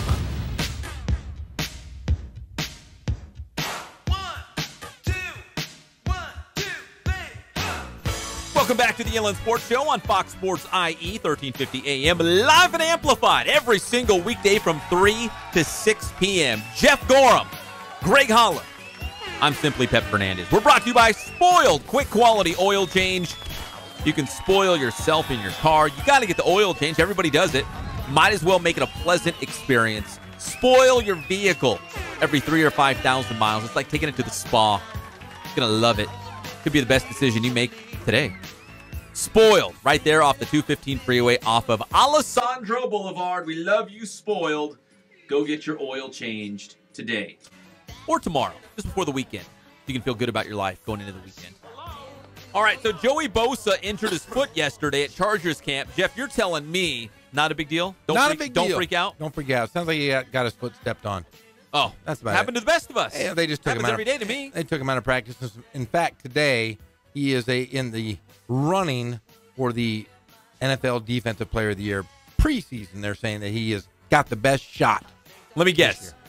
Aaron Donald, J.J. Watt, Joey Bosa. That's it. Is that no? You forgot Khalil Mack. Oh, Khalil Mack. Yes. So who was the Defensive Player of the Year 2 years ago? Yes. So Aaron Donald last year of the Rams, and then Khalil Mack of the Raiders the year before that. And the fifth player in that group would be Von Miller of the Broncos. Okay, I can see that. Probably your best 5 defensive players in the league right now. Yeah. So, but see that. But I'll tell you what, the Chargers do have some pretty good defensive players that a lot of people aren't talking about. And that's, they're the edge, Marvin Ingram. He's a stud. And Casey Hayward. Those are pretty good. A good corner and a good edge right there. I'm telling you, man, the Chargers, Rams in the Super Bowl. Could happen. I'm telling you, I hope it happens. That'd be great. Between Bosa and Ingram, pretty good up front. Chargers have a strong secondary. They've got Keenan Allen with Phillip Rivers, and now this Mike Williams guy who they drafted out of Clemson last year. Looks like he's full strength, and he's going to be pretty good. Yeah. They got Melvin Gordon in the backfield, toting the rock. Yeah, San Diego. L.A. might be pretty good. Yeah, I think they're going to be very good. I honestly, they lost their first 4 games of the year due to a horrible punter or a horrible kicker. Yeah, he was terrible. What was his name? He had a funny name. Wasn't it Young Ho Kim? Young Ho Kim. We could not get behind Young Ho. No one he could. Messed it up. And then they brought in another guy, and he messed it up too. Yeah, the first 4 games caused by kickers, they would have been great. Yeah, they would have made the playoffs. Yes, they would have. Darn it. So Joey Bosa is okay. Do not panic. He's fine out there at Chargers camp. Do not. Meanwhile, at Green Bay Packers camp, as we kind of take a tour around the NFL right now, and these different training camps going on, Aaron Rodgers he self-admitted, hey, guys, I'm getting a little bit older. I think he's, 34 now? I'm getting a little bit older. I'm a little grumpier. And there's certain, we all get like that, right, Jeff? Yeah. You get older, and there's certain things that you want. And, you're kind of set in your ways. You expect certain things. Well, Aaron Rodgers was ripping some of his receivers. He did? Because they weren't playing with passion. They weren't going hard. And he says, you know what? Maybe it's me. Maybe I'm just getting grumpier, but there's a certain way I want things on offense. And I think they were just kind of going through the motions, not really going all out. He was calling them out to the media. He said he was frustrated by the young receivers' effort level. So it wasn't Kenny Clark, who plays on the defensive line. No. The pride of Carter High School. It wasn't Jamal Williams, who's the running back out of Summit High School for the Packers. Some other guys. Yeah. Not the IE guys. IE guys work hard all the time. We are blue collar, lunch pail. We're going to punch the clock, and we're going to work overtime. Yeah. That's what we do. D'Angelo Yancey, he called out. Ooh. Yeah. Gmo. You know who Gmo is? No. Geronimo Allison. Oh. Gmo. You didn't know his name? That's his name. No. Gmo. Whoever you're naming right now, if Aaron Rodgers called you out because you're not playing hard, you might as well just cut yourself because you're not going to make He the said team. you guys were all kind of piss poor. Is that what he said? That's a quote. You were all kind of piss poor, and he named them all off.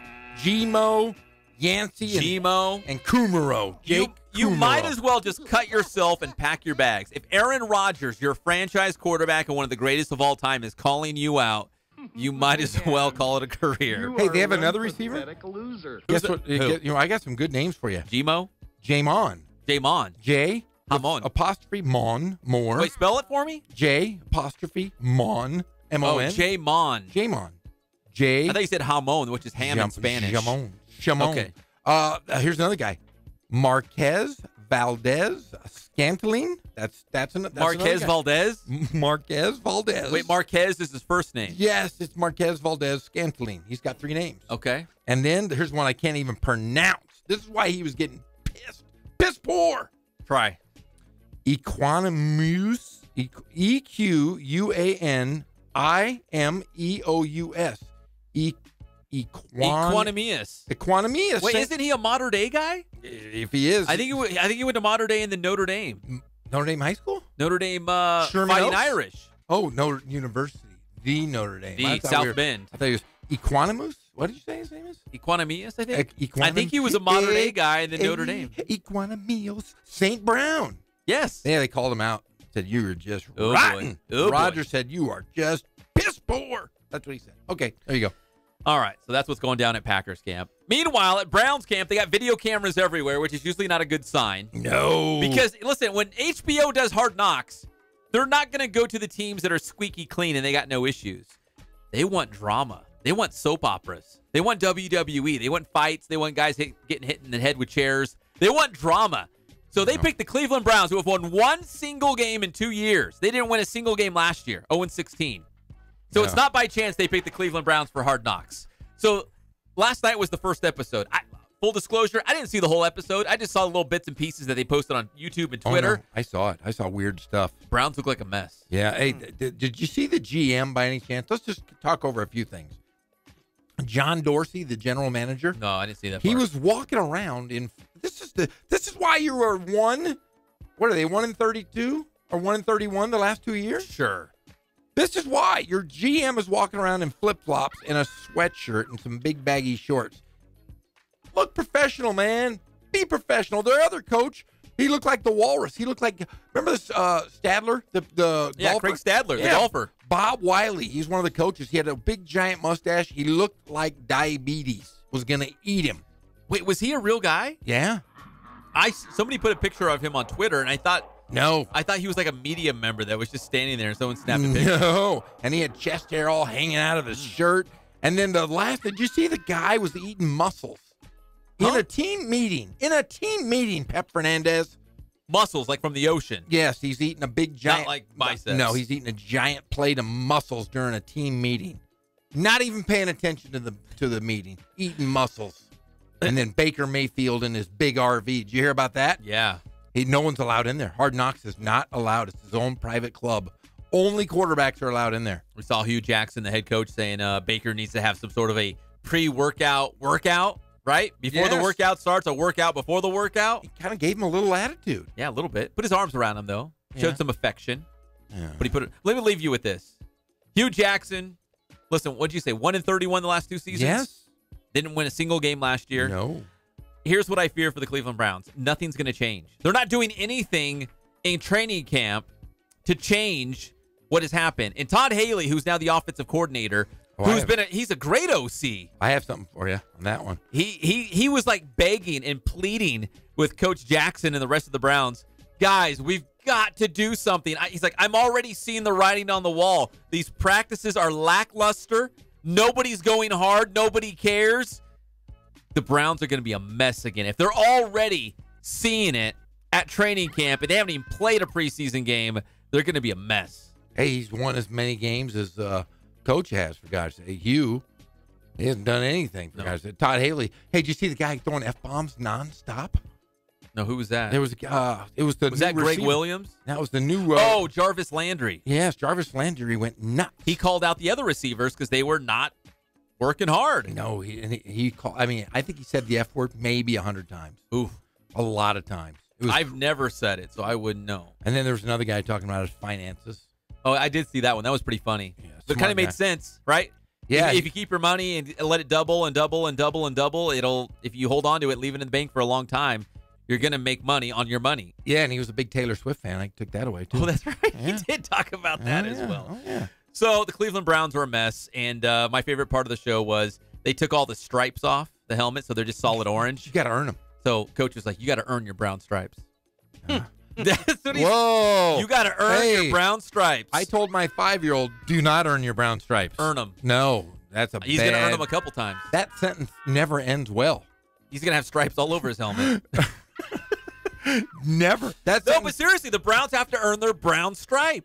It's like that. You know what that sentence reminds me of? What? Hey, never walk up to somebody and go, hey, you want to smell my finger? That never. It never ends well. No, but it's earn your brown stripes. That never sounds great. If you play for the Browns and you make the 53-man roster at the end, you've got to earn your brown stripe. So you're telling me none of them are going to have a stripe this year? You got to earn it, Greg. You just don't pass out brown stripes. You just don't pass them out. You got to earn it. You got to do something for it. Not for participating? No. They're not millennials. It's not like a ribbon. You got to earn that brown stripe. You got to want it. I'll watch the Hard Knocks. I've watched all the season. Last year, the Rams one was boring, though. It was. I thought they should have canceled it right after last year. I'm like, this is rotten. This is terrible. I predict when the Raiders go to Vegas, they're going to be on HBO. Yeah, they probably will be. You know that's an. Well, they won't have John Gruden. He won't be coaching by then. But we will be. They're going to be good this year. They're going to be good this year. Get out of here. No, because really, I thought they might do it this year with Gruden as the. That would have been good. But they're probably thinking, no, we're going to hold off when they move to Vegas. We're going to go all in, silver and black, Super Bowl champs, John Gruden. But they're not going to be. They're not going to have their training camp in Las Vegas. Too damn hot. How do you know? Because it's too hot. They'll go somewhere. They can't do it in Vegas. They'd be out all night. Flagstaff, Arizona. I don't know. Flagstaff, beautiful place. Yeah. Been there a few times. Right now they're in Napa. They're not going to go all the way back to Napa. Oh, how are the Raiders in Napa? That should be your team, the 49ers. They're in Santa Clara. Now that's where they're based now. Yeah, but right by Great America with all the roller coasters. Oh, that'd be cool. It's right there. You can see them from their facility. Be awesome.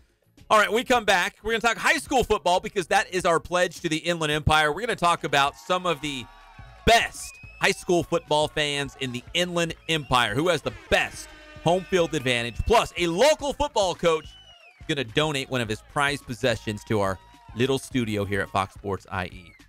Right? Jeff? Yes. It's going to happen. Yes, I was just reading here. Read. I was reading. Good to read. Yeah. The more you know. I was going in depth for the next segment. We'll be back at your favorite show, the Inland Sports Show on Fox Sports IE, 1350 AM.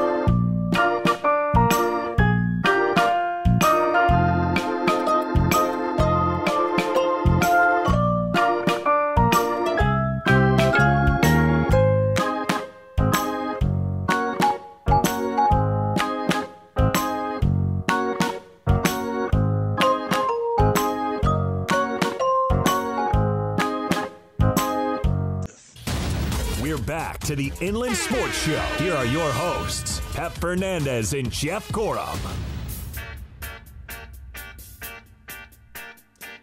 Welcome back to the Inland Sports Show on Fox Sports IE, 1350 AM, live and amplified from 3 to 6. So we got another good half hour here on your favorite show. We're brought to you by Ken Sporting Goods. More than 40 years in the Inland Empire, since 1976, providing you with all of your sporting gear needs. They can also do Letterman's jackets. They can also do embroidery, screen printing. You need uniforms for the entire team. It doesn't matter, football, baseball. They can hook it all the way up. Maybe you just need some shin guards for the big game coming up this weekend. AYSO playing, maybe it's the Bumblebees against the Silver Dragons. And you need cleats and shin guards. They can do that too. Silver Dragons? I don't know. I played on the Royal Busters, the Purple Panthers, the Mud Daubers, the Flames, the AC Flyers, the United. Hey, I played for Nichols Park soccer. You did? Yes, it was called the league. It was a League of Champions. No, it was What was the baseball team called again? Bankers. Bankers. Bankers. Yeah, the Bankers. That was Magnolia Center Little League, my friend. Oh, nice. But I will say this. I played soccer one season. It was Riverside Parks and Rec. I played for Nichols Park. It's rough down there, though. Fools get beat up all the time. I do. I saw guys getting shot at when I was there. Used to play pickup games. I saw my dad fight someone there. Yes, I did. Your dad? Yeah, but I will say this. You know what the league was called? What? Ice cream soccer. After every game, we got a little cup of ice cream with our wooden spoon. Oh, can't do that. You can't? Oh, what is wrong with you? I cringe thinking about touching like a little wooden spoon. Oh, you know what, Pep? You have a lot of little quirks that are strange. Like if you and I go to an Angel game, if I buy you a malt, you won't use a wooden spoon to. No, you have to go get a plastic spoon. You eat corn dogs with a paper towel wrapped around the stick, or I take the stick out. You can't even touch the stick. No. Are you kidding? How about a popsicle? No. Wrap the plastic around it. You're not kidding. Wooden spoon? Nope. Like a wooden big spoon, like to stir pasta or something. Okay, so if you're eating a bomb pop, you know what a bomb pop is? An Astro Pop? Remember? No, it's a big ice cream, and it's red on top, white in the middle, and then blue at the bottom. Yeah. Bomb pop. Yeah. Okay. Or they have smaller ones. They're called firecracker pops. Yes. I know exactly what you're talking about. If you're eating one of those and you get to the stick in the middle of it, can you lick the stick, or is it major weird issues? Because I'm going to watch this. If this is true, yeah, I'll cringe. But you'll eat it. Though. You'll eat it though. Very delicately. Have you ever seen like a surgeon, and even like a millimeter? Yes. Is between life and death.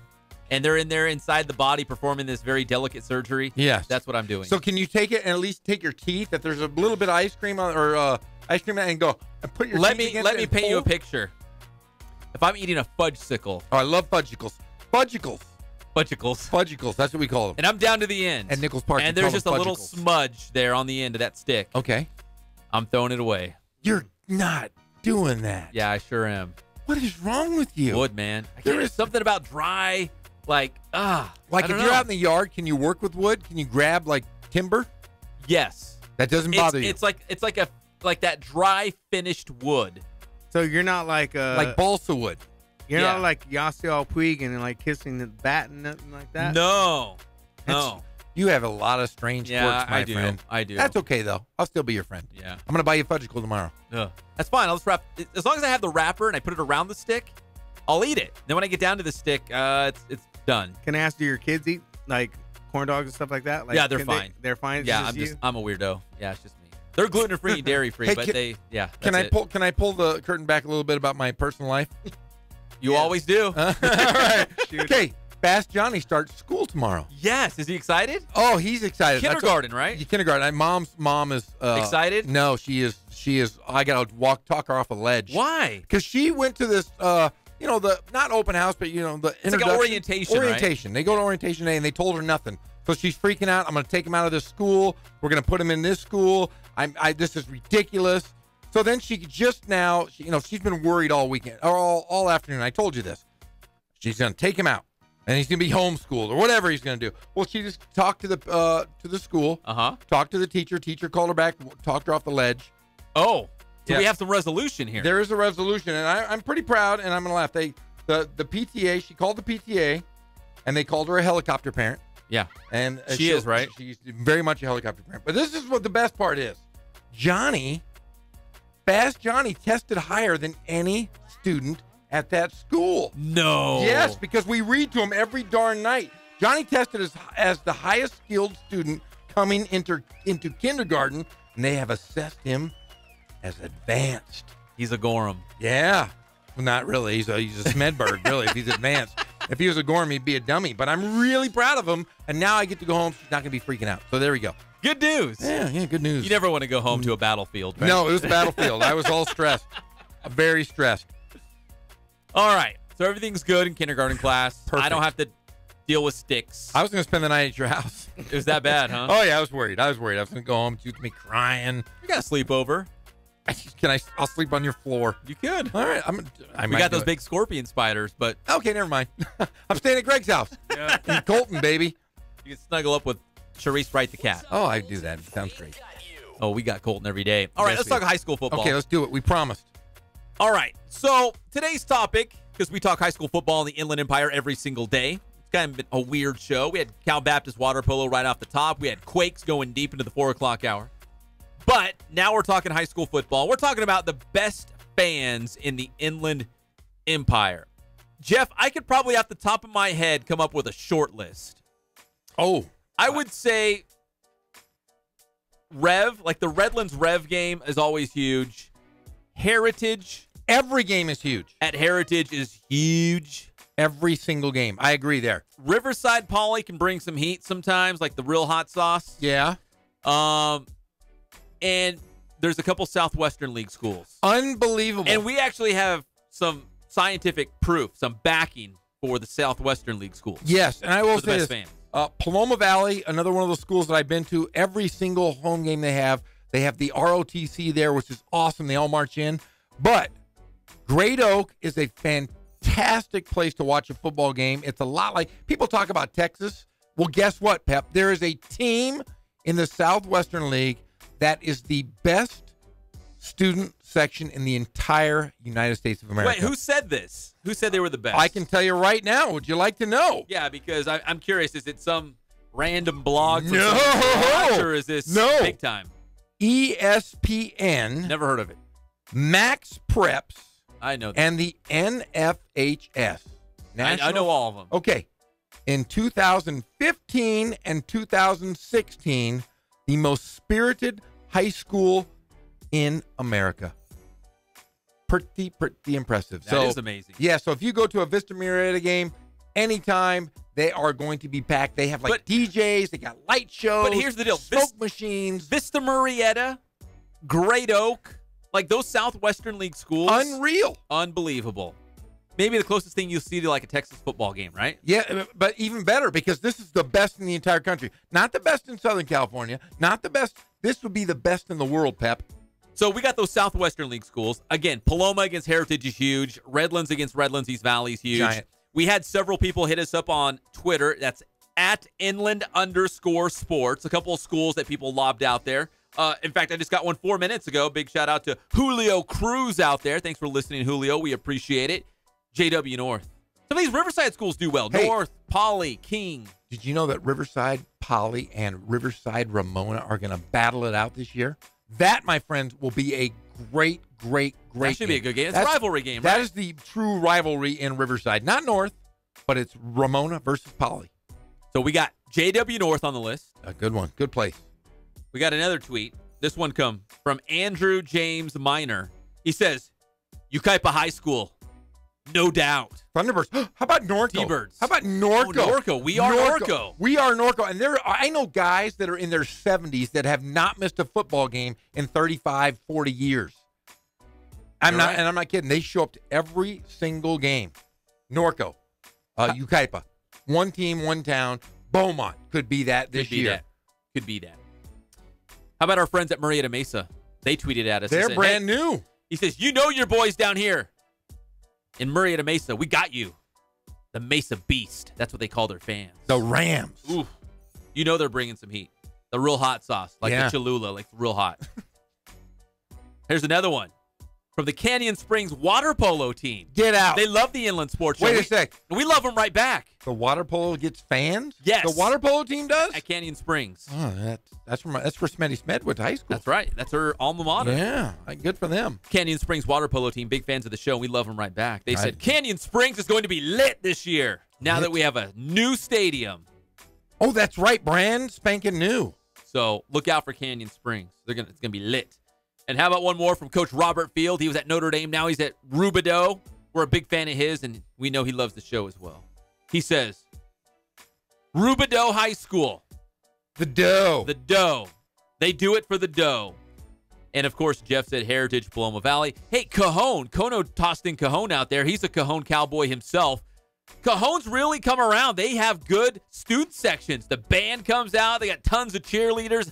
The fans are going nuts. Plus, they're really good, so that helps too. Hey, my man, Coach Stauffer, just tweeted me. What did he say? He said, regarding Fast Johnny, Johnny is transferring. When will the hat ceremony be? Who's his top 3 schools? Well, that's a good question. When is it? Riverside Poly. We're talking high school. I'm taking anyone that wants to buy my son.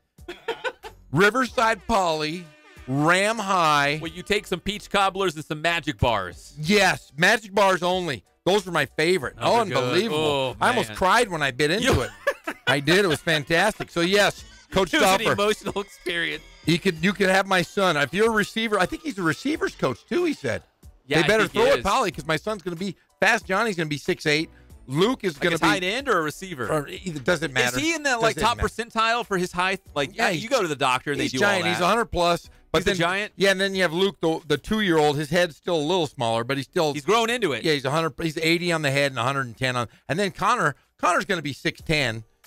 But he's goofy. He looks like Kevin Love. He does. He's Kevin Love to me. Yeah, he could be a good receiver for Coach Stauffer. Yeah, got those hands. We just have to make up, Coach Stauffer and I. Okay, go ahead. There's one other thing we got to talk about. Oh yeah. What is that? So this is pretty cool. So we're going to have Coach Jeff Steinberg, the head football coach at Beaumont, in studio sometime soon. He's when the news broke that he was going to be the new head coach at Beaumont when he left the Rancho Verde High School, we had him live on the show. We broke the news. It was exclusive. It was wonderful. But we want to have him in the studio, Jeff, because I want his hat. Why do you want his hat? Oh, I cover those Riverside TV games. Gazal is on tonight. Last year we saw him wearing a John Deere hat, like a green tractor hat. Yes, with the yellow emblem on there. And I'm watching it, and I said, he's wearing a John Deere hat. And I told him during that game or after that game, I want that hat for the Inland Sports Show. And what did he say? He said, yes, but we've never seen the darn hat, and I want it because it is a great piece of memorabilia. It is. So he's going to come in studio. We're going to talk Beaumont football in the next week or two. And he's going to leave his John Deere hat for our studio. And I want the John Deere hat right next to me here on my wall. Done. Because I'm telling you, it was the funniest thing I saw that year when I was covering his games. All right, we got to take a break. When we come back, we'll talk a little bit of Dodgers. Clayton Kershaw on the bump tonight in Oakland. We got your Dodgers lineup as they try to make it back-to-back wins against the A's. We'll be back at your favorite show, the Inland Sports Show, Fox Sports IE, 1350 AM. If you don't say you love the Dodgers, you might not get into heaven.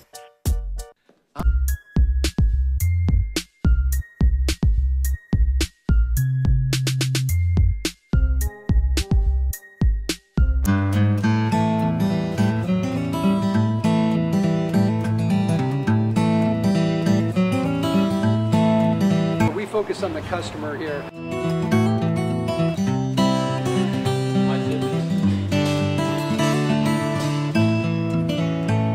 Believe it or not, that is the biggest thing for customers on an oil change. They just want the convenience of coming in, driving in, getting it done, and driving out.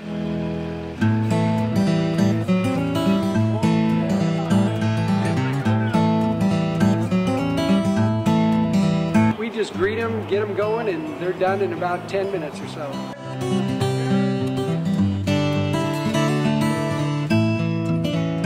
We don't push any sales on them. We do the oil change, and I think that's what sets us apart is our customer service. Vacuumed and cleaned your windshield for you as well. Everything's looking pretty good.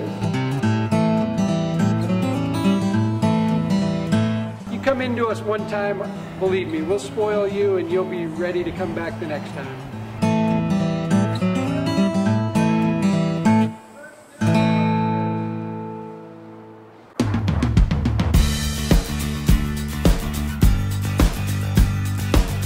We're small, family-owned, strive for quality pre-owned vehicles. We're not a volume dealer, and we take every deal as personal to us.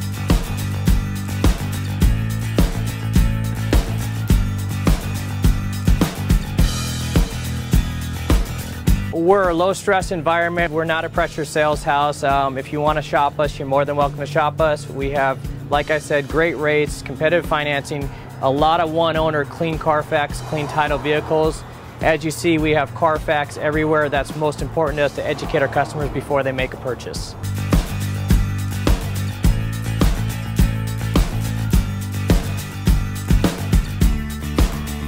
We're right off of Ontario, right off a couple exits off the 15 freeway, off Cajalco, off El Cerrito, and we're right on the main drag going into Dos Logos and the crossings.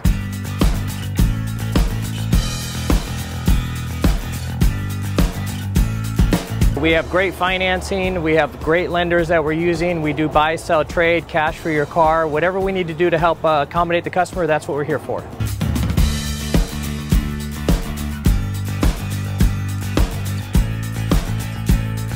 We have a little bit of everything. We start at about $69.95 and go all the way up to $100,000. We have Escalades, we have commuters, we have pickup trucks, we have Jeeps, sport utilities, and if we don't have it, our specialty is finding you exactly what you're looking for.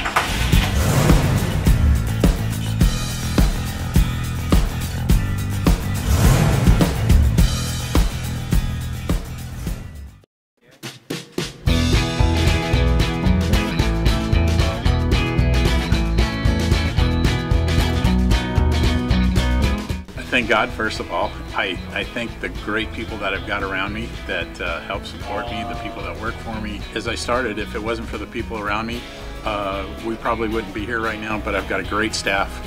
I've got great people that do stuff for us outside the store, and we've been very, very fortunate.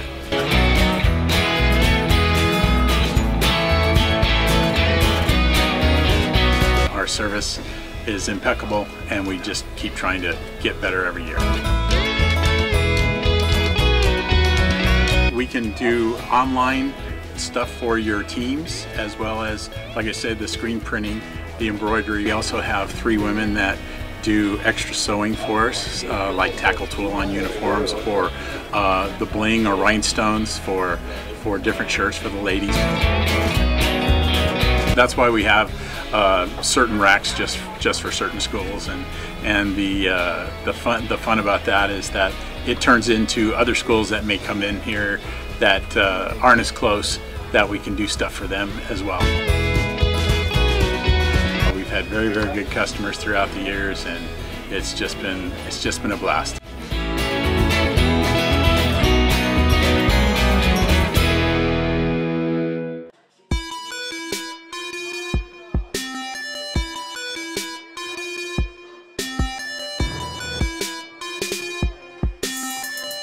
I played once upon a time at Centennial High School. I was actually on the first ever CIF championship team back in 2000, and then my senior year we won it again.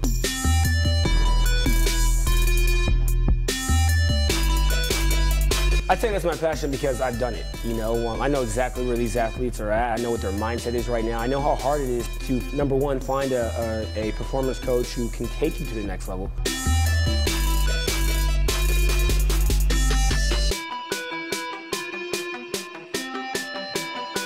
What sets us apart has to be, you know, how we work with our athletes and what we know.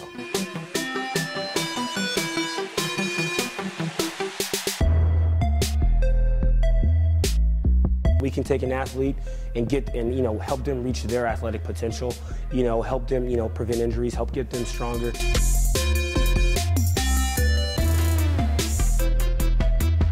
I know every single athlete who steps into this gym. I know exactly where they're at, and I'm going to progress them every week. If you're not getting results, then, you know, really what's it about? We're going to deliver something that's measurable, you know, in terms of speed, power, you know, strength, agility.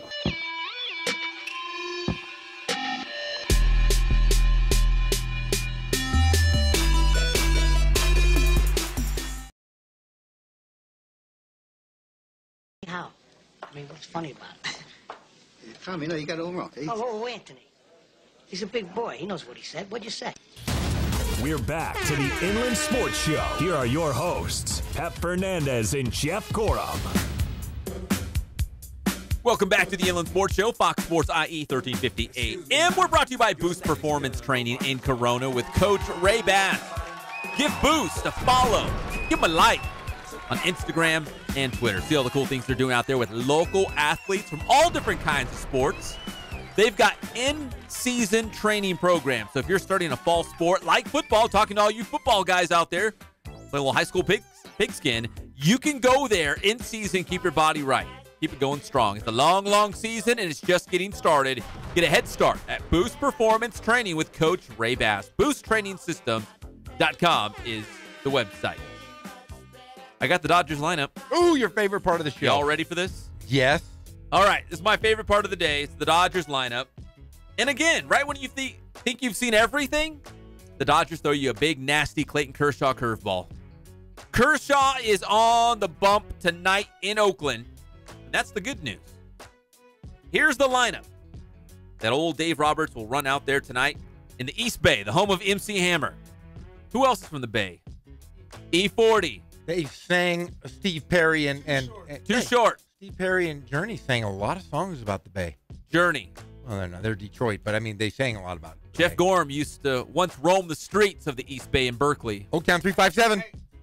Tupac. Is he from? No. No. Hold on. Oh, Pep knows this. Hold on. All right. Well, There's the nugget. Hold on. I do know this. You guys all slow your roll. Not me. I know it. I know you told me this. 2 or 3 years ago, we were rolling deep, way deep, through Mendocino County on a little family getaway.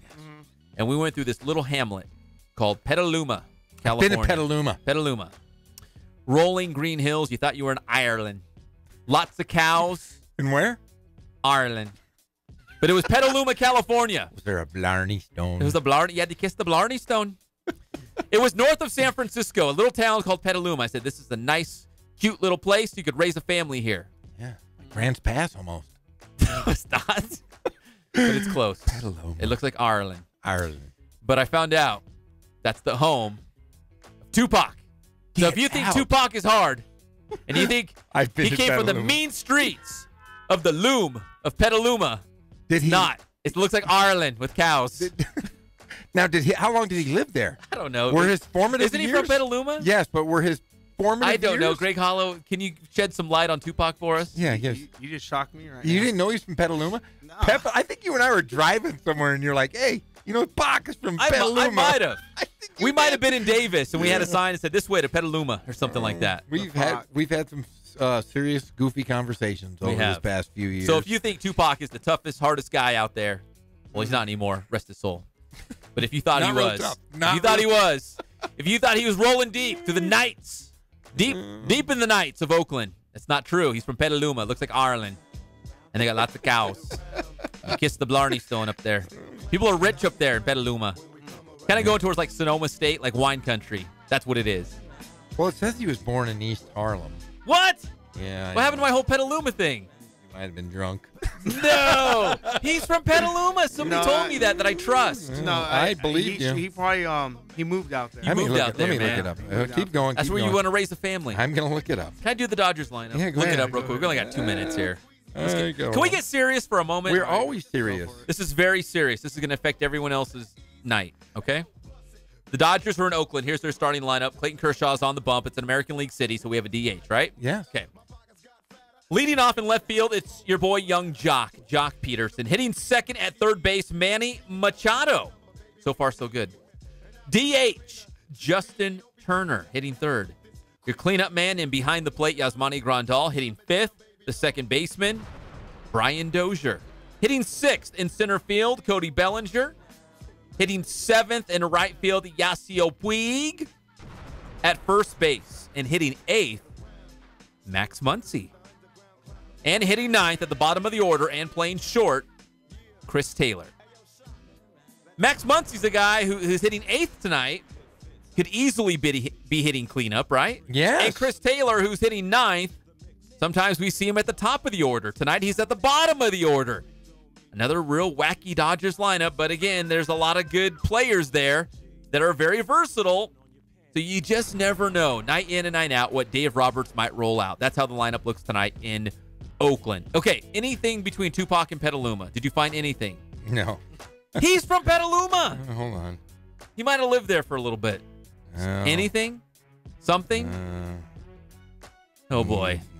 Someone I trust with my bank account PIN number told me. Your wife? No, she doesn't know nothing about Tupac. What's your PIN number? Bosco. Good try. 1, 2, 3, Bosco. 4. Remember? All right, let's take a break. When we come back, we will not get you all set for Quakes baseball because they already played today. That's why we started late. It was a tough loss at San Jose, but we'll tell you what's going on the show tomorrow. We got some cool stuff we're going to get to. Plus, the PGA Championship first round tomorrow in the Lou, St. Louis, the home of Nelly. Welcome to Nellyville. The Vegas guy goes, what? No. Okay. Somebody else. Young Wheezy. We'll be back. It's the Inland Sports Show, Fox Sports IE 1350 AM.